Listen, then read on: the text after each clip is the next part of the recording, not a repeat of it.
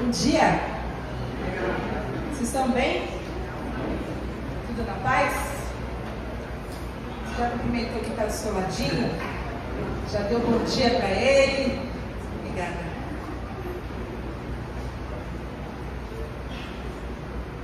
Queria falar com vocês hoje sobre a economia do reino, sobre os recursos que Deus nos dá e como nós gerenciamos esses recursos.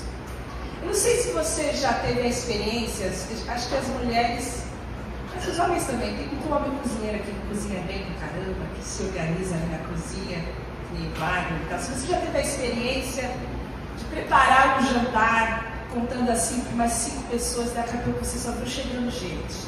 E foi chegando gente, um trouxe mais um, e aí de repente você está naquela situação que você fala, eu acho que isso aqui não vai dar para ser esse pessoal todo. Lá em casa, minha mãe sempre acha que a comida não vai dar. Sempre. Não adianta quanto de comida tenha na mesa, ela sempre acha que aquela quantidade de comida não vai dar. A gente já tem 2 lemas aqui na igreja. Um é acabou, acabou. E o outro é melhor sobrar do que faltar. Então a gente transita entre esses dois. E é muito perigoso, porque eu e o Leandro comprando comida é uma piada. A gente pode chamar o dobro de pessoas para comer, que com certeza ainda assim vai sobrar. A gente tem essa...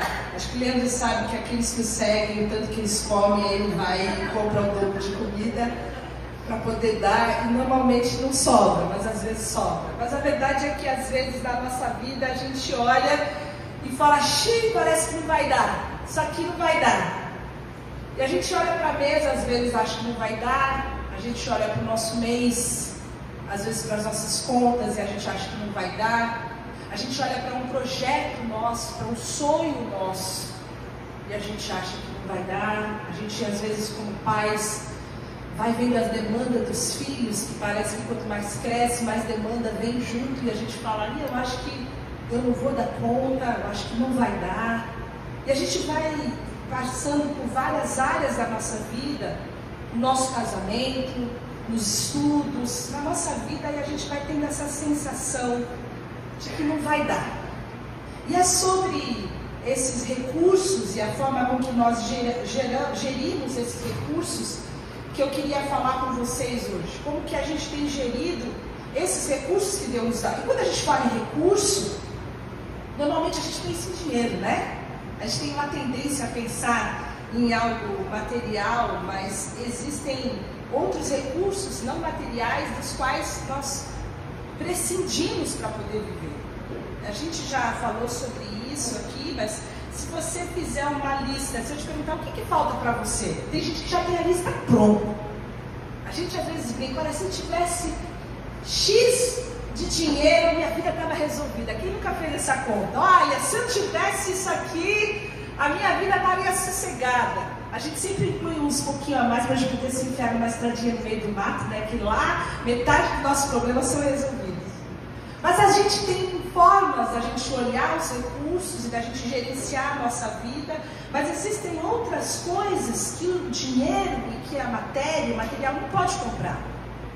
Já foi feito um estudo, esse estudo foi publicado na The Guardian, onde fizeram um tipo de enquete, de reportagem, junto com aqueles que estão nos seus últimos dias de vida, no seu leito ali, num hospital, numa situação já bem definida da vida, e dificilmente essas pessoas, elas vão se preocupar onde que elas investiram, elas vão se lamentar porque elas não trabalharam mais, muito pelo contrário, uma das maiores queixas e arrependimento das pessoas é por ter trabalhado mais, gostaria de ter trabalhado menos, de ter mais tempo com os amigos. A gente vai vendo que às vezes a gente gerencia a nossa vida e a gente vai perdendo as coisas que são muito importantes. Nesses momentos últimos, você queria ter mais tempo com seus filhos, mais tempo com seus netos, você queria ter assistido aquela partida que você foi chamado, mas você estava trabalhando, você acabou não indo. E a vida da gente vai tomando outras configurações, porque chega um momento que o tempo é o nosso ativo de luxo. A entrega, a afeição, o vínculo é o que a gente tem de mais valioso e de mais importante. Quando a gente não sabe quanto tempo a gente tem muito pouco tempo. Meu pai teve uma doença, vocês sabem, naquele período da vida dele, tinha um hino que ele gostava muito, os irmãos titãs escreveram, que chama Epitáfio, e ele falava, olha, eu queria ter amado mais, chorado mais, eu queria ter visto o sol nascer, queria ter complicado menos, trabalhado menos, queria ter me importado com pequenos problemas. E a gente vai conduzindo as nossas vidas para poder entender que os recursos não são só sobre matéria, não é só sobre dinheiro. Quando eu falar sobre recursos hoje, eu estou falando sobre tudo aquilo que Deus nos deu, tudo aquilo que está nas nossas mãos e como que nós gerimos isso, como que nós trabalhamos com isso, qual é a forma que nós nos relacionamos com os recursos que Deus nos deu. E o texto que eu vou usar é um texto muito conhecido. Se eu chamar qualquer um aqui, vocês vão dar uma aula aqui sobre esse texto, porque vocês ouviram esse texto muitas vezes. Mas eu queria que tenha algo da parte de Deus, que assim como falou comigo no decorrer dessa semana, pode também falar com você. E o texto que eu vou ler, esse milagre, está nos quatro livros ali dos evangelhos, mas eu vou ler a parte que a gente tem em João 6.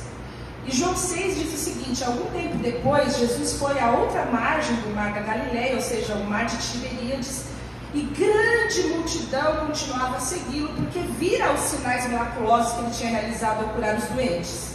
Então Jesus subiu ao monte, sentou-se com seus discípulos e estava próximo à festa judaica da Páscoa. Levantando os olhos e vendo uma grande multidão que se aproximava, Jesus disse a Felipe: aonde compraremos pães para esse povo comer? Ele fez essa pergunta, prestem atenção, apenas para pô-lo à prova, pois já tinha em mente o que ia fazer. Filipe lhe respondeu: 200 denários não comprariam pães suficientes para que cada um recebesse um pedaço. Jesus então estava já sendo seguido por muitas pessoas, uma grande multidão. Ele está vendo no alto de um monte aquela multidão. Você pensa que você está vendo em torno de 20 mil pessoas. O texto fala que eram 5 mil homens, porque naquela época não contavam nem as mulheres e nem as crianças. Jesus ergue os olhos, e eu não consigo imaginar se eu já vi talvez aquelas cenas que a gente vê da Paulista, alguma coisa. Jesus vê aquele povo se aproximando. E aí ele faz o teste. Ele coloca os seus discípulos, e mais precisamente, ele pergunta para Filipe, que ele era naquela região ali de Betsaida, onde a gente pode conseguir pão para esse pessoal comer? E essa é uma prova. Filipe devia ser o cara dos eventos, o cara que organiza. E ele fez uma conta rápida. 200 denários são 200 dias de trabalho.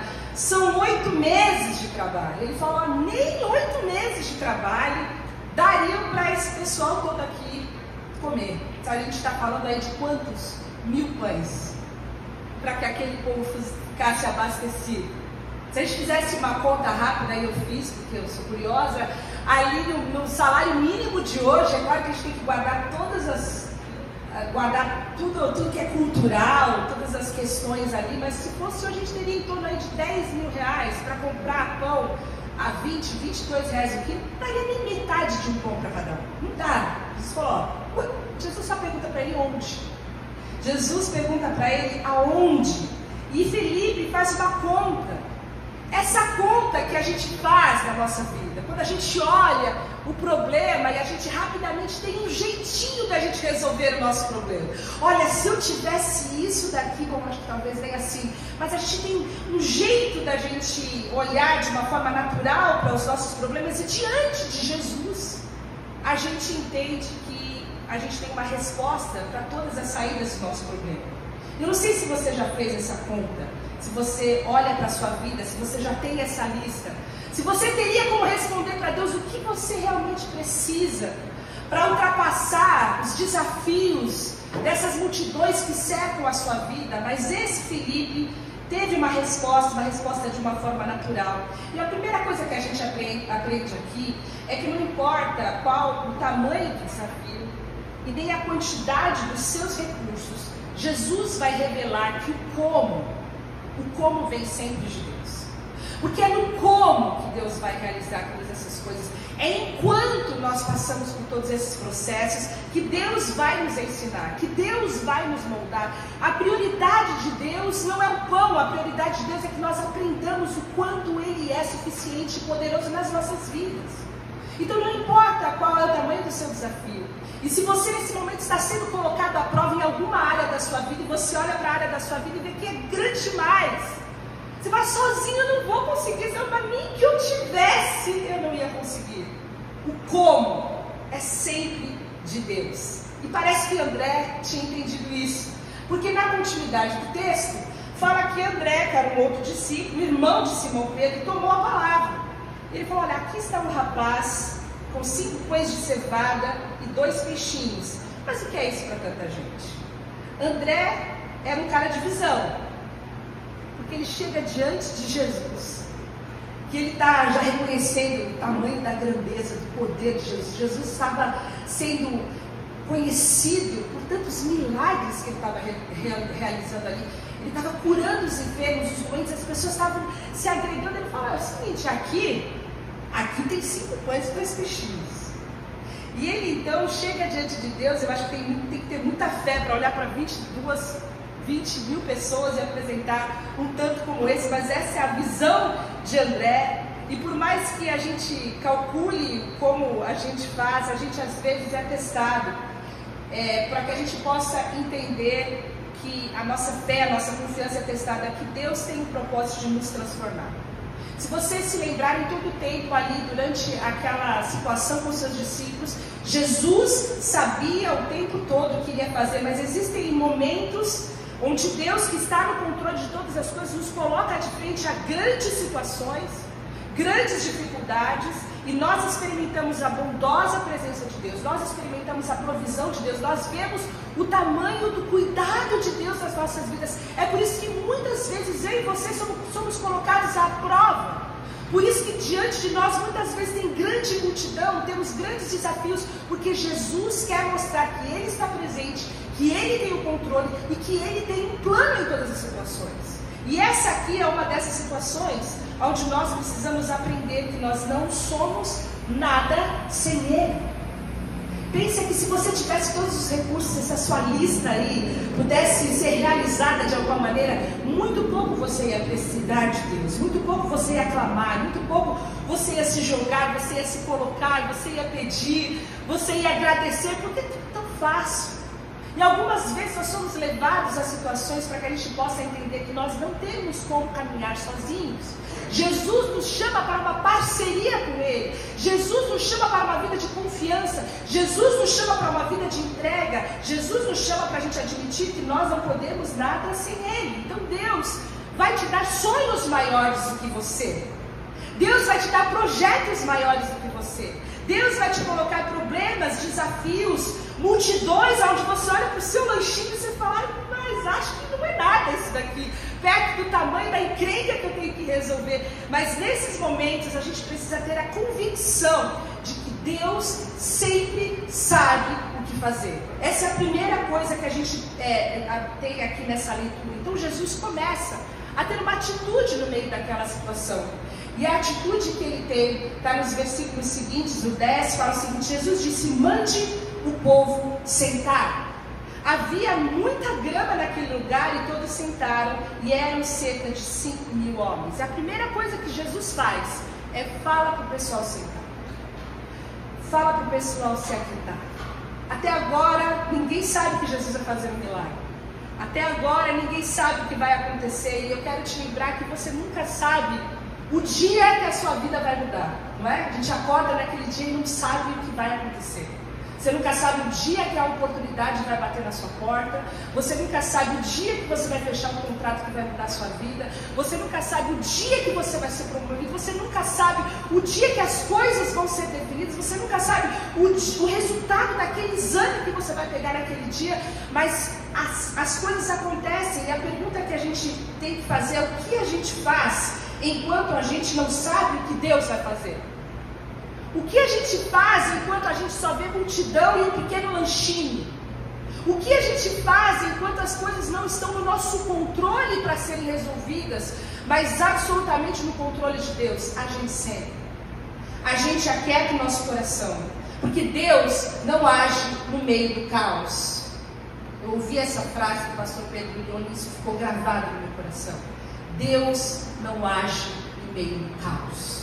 Enquanto nós estamos enlouquecidos, ensandecidos, ansiosos, sem dormir, os nossos dias passam e a gente tem angústia em cima de angústia, onde a gente está tentando ter o controle de todas as coisas, angustiados.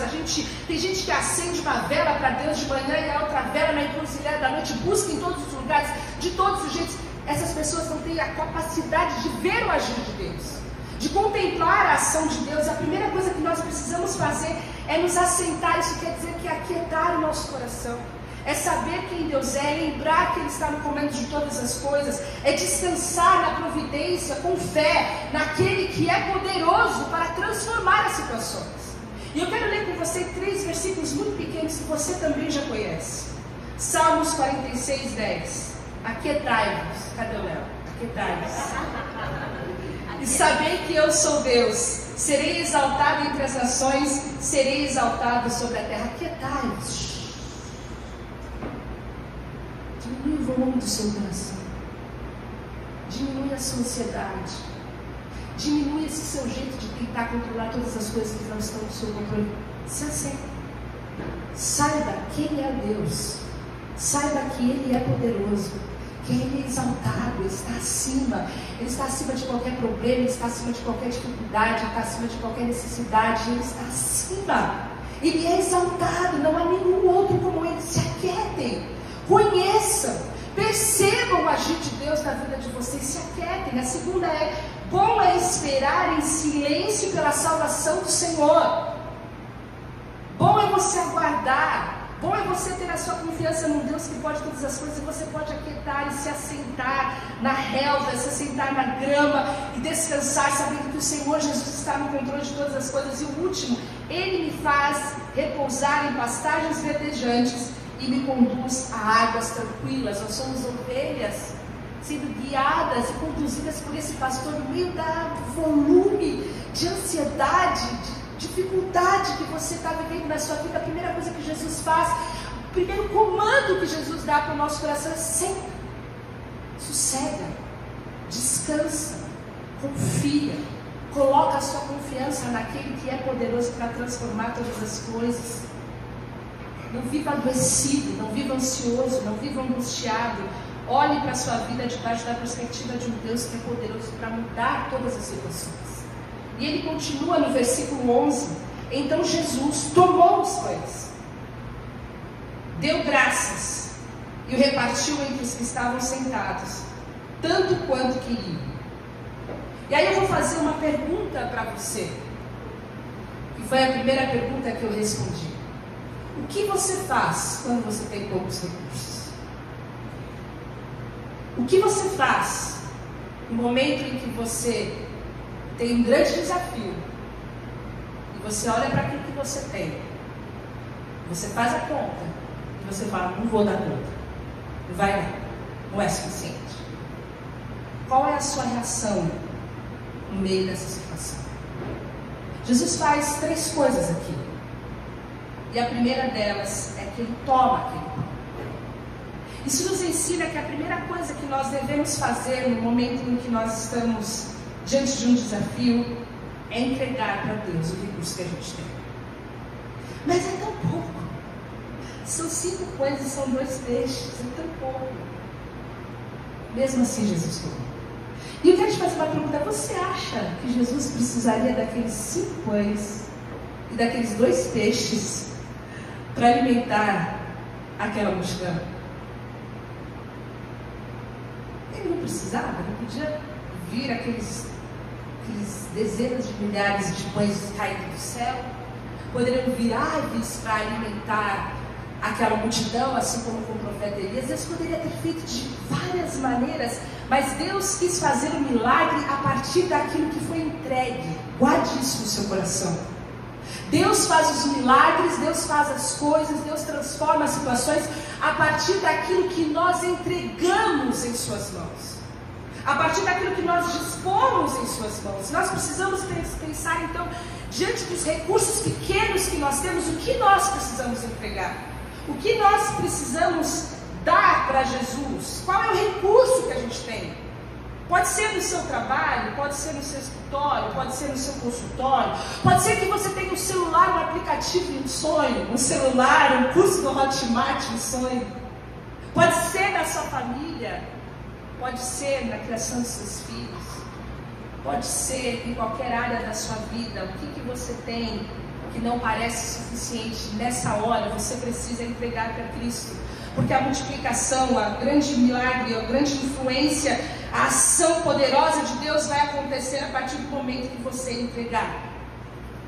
E pode ser que você fale, aonde é o guichê? Que eu já estou pronto, já está tudo aqui, eu já posso entregar. Meus 5 coisas, meus 2 coisas, está aqui, está na mão, eu quero entregar. Como que eu faço isso? Nem sempre é tão simples.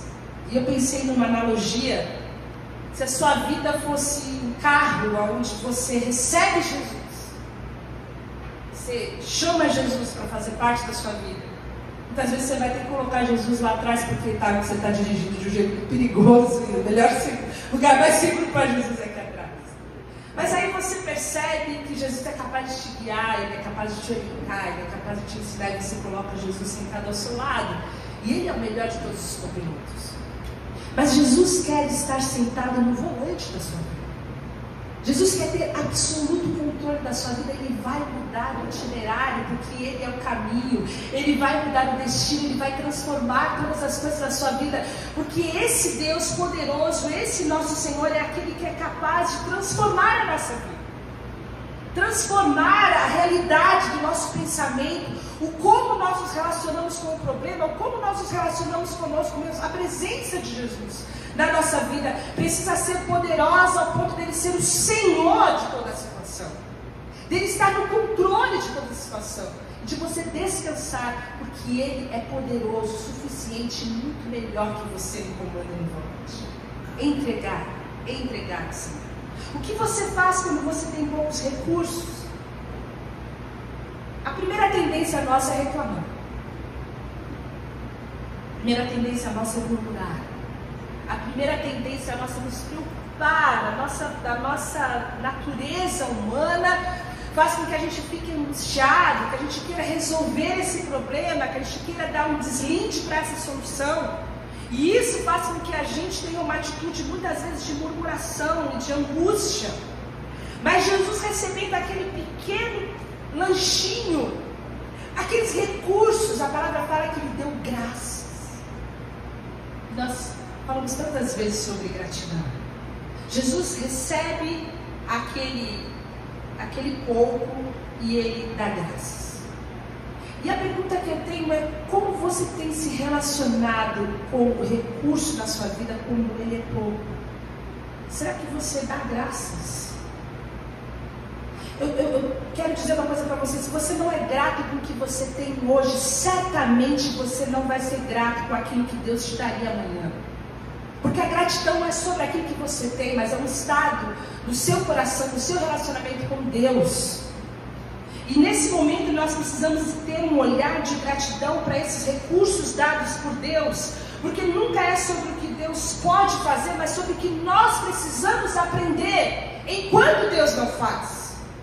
E uma das coisas que nós precisamos aprender, além de entregar, é sermos gratos, ter o nosso coração agradecido, porque Deus pode mudar a nossa história num instante, mas será que quando Ele mudar, o nosso coração vai estar pronto o suficiente para ter gratidão, para continuar adorando, para continuar agradecendo? Ou nós vamos ter o caos perpetuado por nossa vida? Segunda coisa que Deus faz, que nos ensina, é a gratidão. E a terceira coisa é a partilha. Jesus pega aquele pouco e Ele distribui o pouco que Ele tem.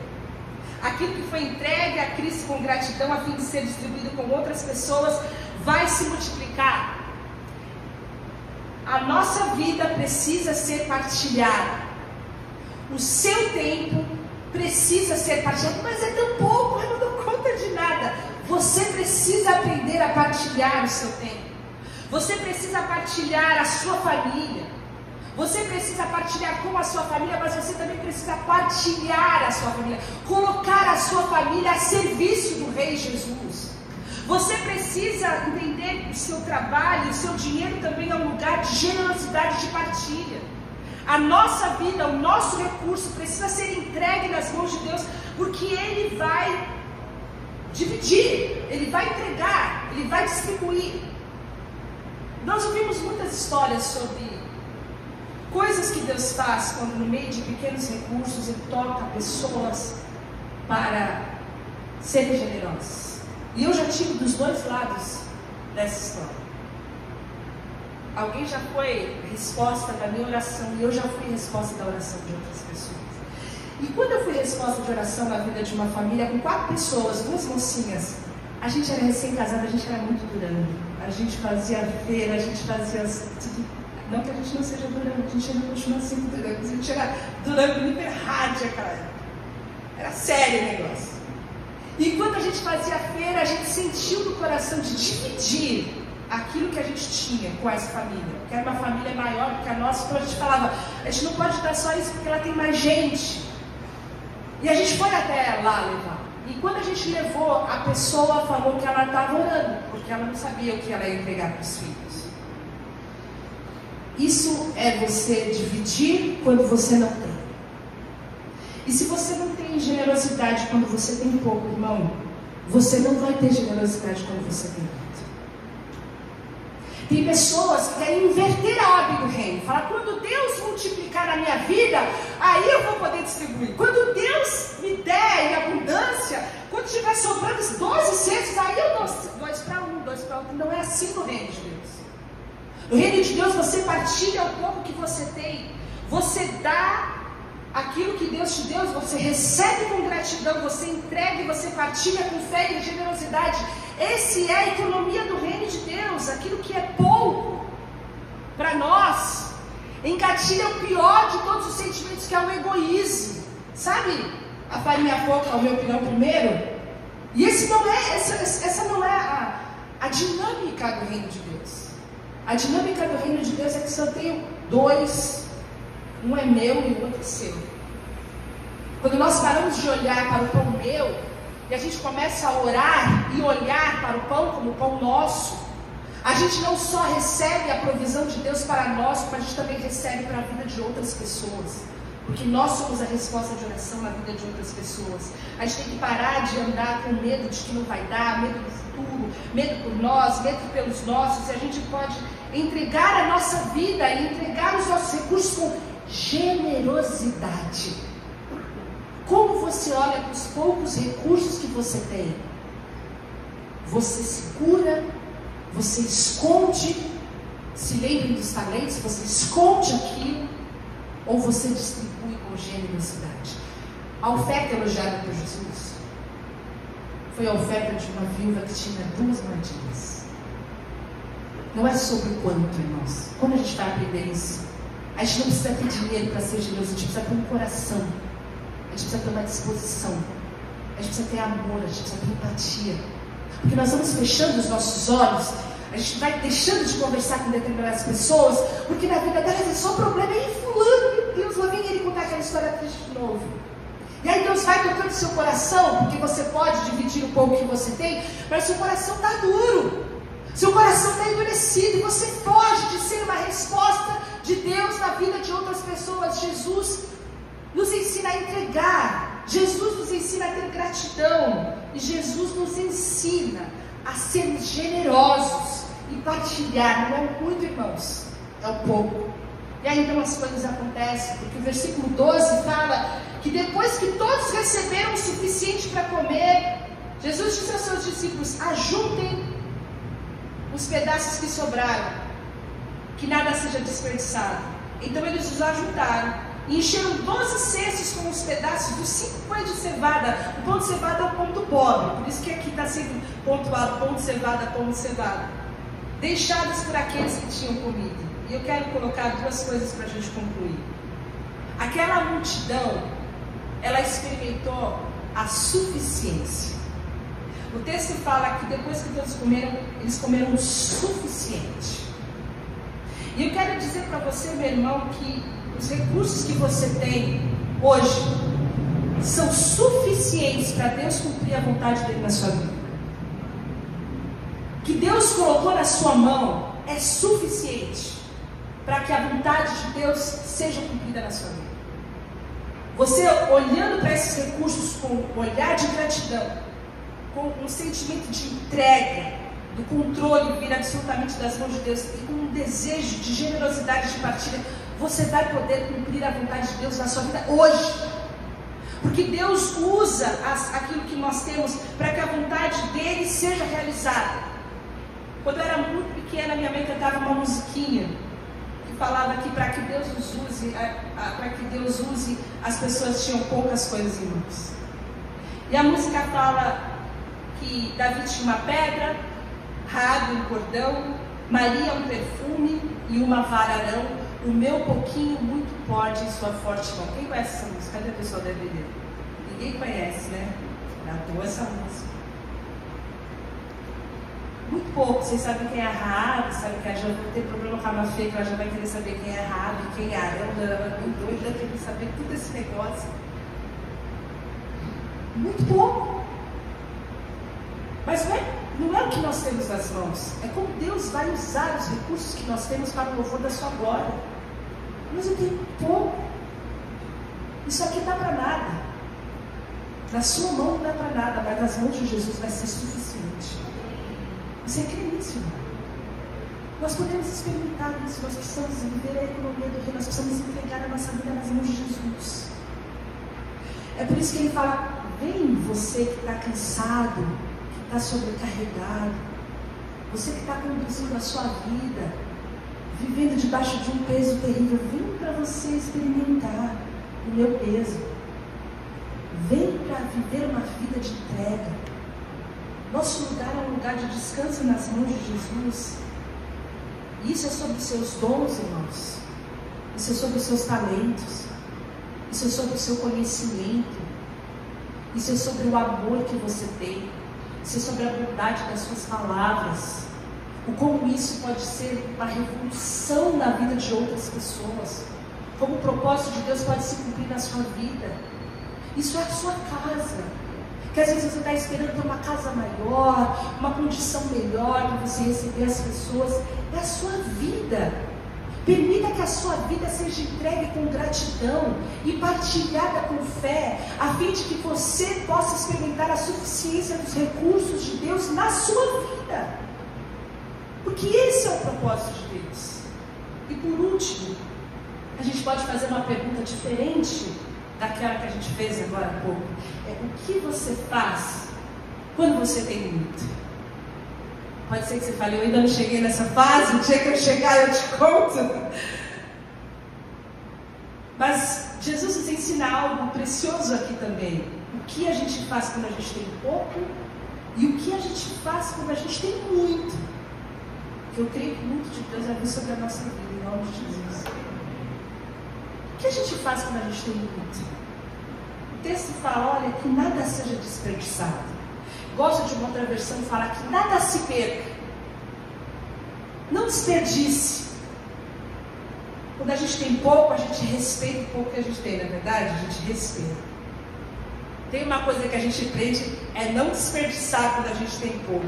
A gente respeita aquilo ali, a gente estica aquilo ali, a gente estica o nosso dinheiro, a gente estica o nosso tempo, a gente estica a paciência da mãe, né? Que você está olhando, está vendo que a bicha já não está bem. Aí você não vai lá mexer naquilo que é muito pouco, você respeita.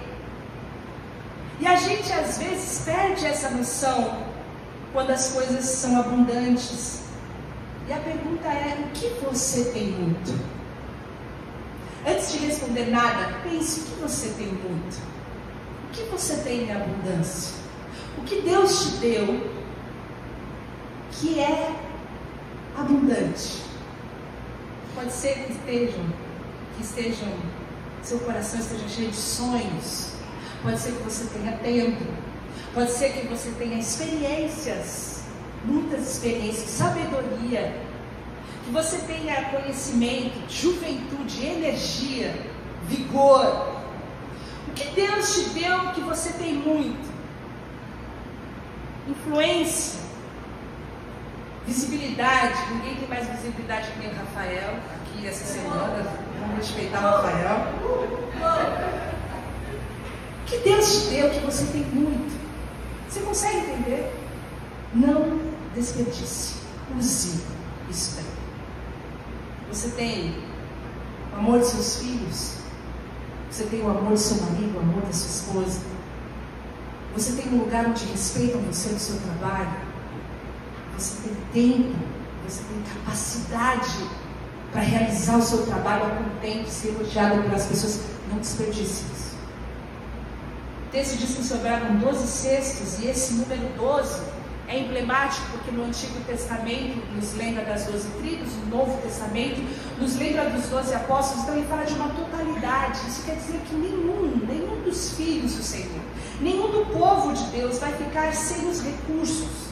Mas o povo de Deus é o povo da partilha e da generosidade. E eu quero encerrar dizendo para você que você não permita que nada se perca na sua vida. Não desperdice seu tempo. Não desperdice nenhum dia do seu trabalho.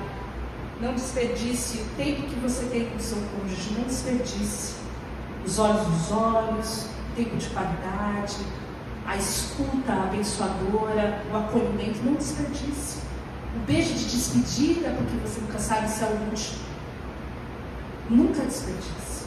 Nunca desperdice o tempo que você tem com os seus filhos, os saltos, as vitórias que eles têm, as pequenas vitórias, como eles chegam empolgados para contar uma história. Às vezes você está tão abarrotado de coisas na cabeça que você desperdiça aquela alegria, que você não participa daquilo.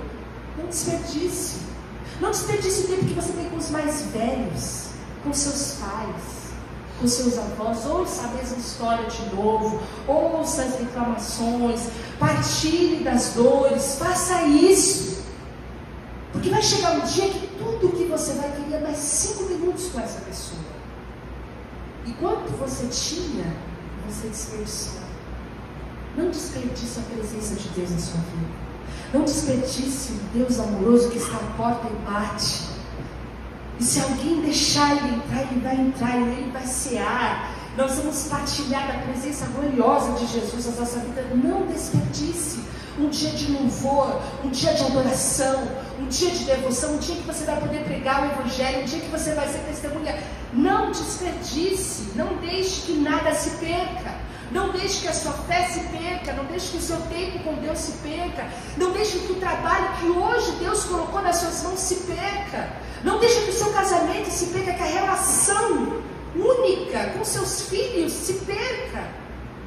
Não deixe que nada se perca. Quando você tem muito, você precisa administrar também da mesma forma quando você tem pouco. Eu quero encerrar relembrando então que nós precisamos receber os recursos com gratidão, entregar o que Deus tem nos dado com fé, partilhar com generosidade e não desperdiçar, não deixar que nada se perca na nossa vida. Eu quero orar com você. Eu não sei em que fase do desafio e do teste você está. Se você não consegue entregar, se você tem esse desejo de controle e isso está acabando com você, com a sua mente, com o seu emocional, e você não vê as coisas progredirem na sua vida, você não vê as coisas andarem, você está travado. Pode ser que falte gratidão, pode ser que falte partilha. Essa é a economia do reino, é assim que Jesus faz. E nós precisamos colocar o nosso coração diante de Deus. Você precisa de conhecimento, você precisa de sabedoria, você precisa de tempo, você precisa de graça, você precisa de amor. Do que você precisa? Qual é o recurso que Deus tem te dado, que você acha, que você julga que não é suficiente? Coloque nas mãos de Deus, porque será o suficiente, porque Deus é poderoso para transformar todas essas coisas. Coloque nas mãos de Deus. Experimente a provisão de Deus. Lembre-se dos milagres que Deus já fez na sua vida. A maioria de nós aqui já vai se lembrar quantas vezes que Deus agiu. Isso aqui foi Deus, isso aqui foi o Senhor. Ele continua mesmo. Ele sempre sabe o que fazer. Ele sempre sabe o que fazer. Você pode confiar no Deus que é digno de toda a confiança. Não é sobre você. Eu queria poder te dar uma palavra coach aqui para você descer a escadaria. Uau, forte, mantém. É tudo sobre Ele.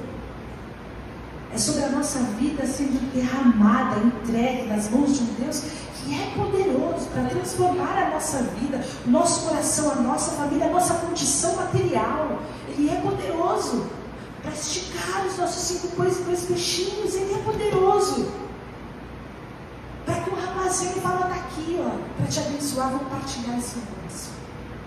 Ele é poderoso. Esse é o Deus que eu creio.